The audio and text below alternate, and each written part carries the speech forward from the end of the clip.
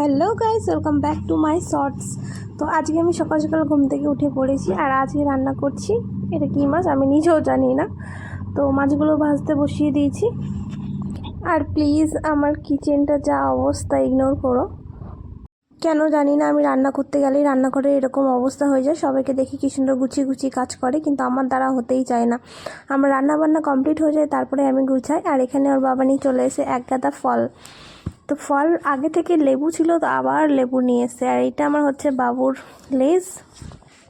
আর এই ঠান্ডার মধ্যে কার কার পেয়ারা খেতে ভালো লাগে? আমার তো ভালোই লাগে, কেন গরমকালে অনেক পেয়ারার মধ্যে পোকা থাকে, কিন্তু এই পেয়ারাটা একদম ফ্রেশ।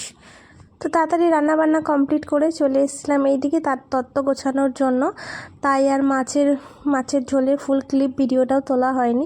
আর এখানে যে মেয়েটাকে দেখলাম তার হচ্ছে বিয়ে, আর আমরা এখানে বসে তত্ত্ব গোছাচ্ছি। তার জন্যই তাড়াতাড়ি করে চলে এসেছি। আর প্রচণ্ড রোদ পড়েছিল, রোদে আমার গা হাত পা জ্বলে যাচ্ছে। আর বাড়ি এসে কাকিমা বানিয়েছে স্পেশাল শুটকি মাছ। তো কার কার বলো শুটকি মাছ খেতে ভালো লাগে? আমার তো দারুণই লাগে খেতে। তো এই শুটকি মাছটা হচ্ছে সমস্ত সবজি দিয়ে রান্না করা।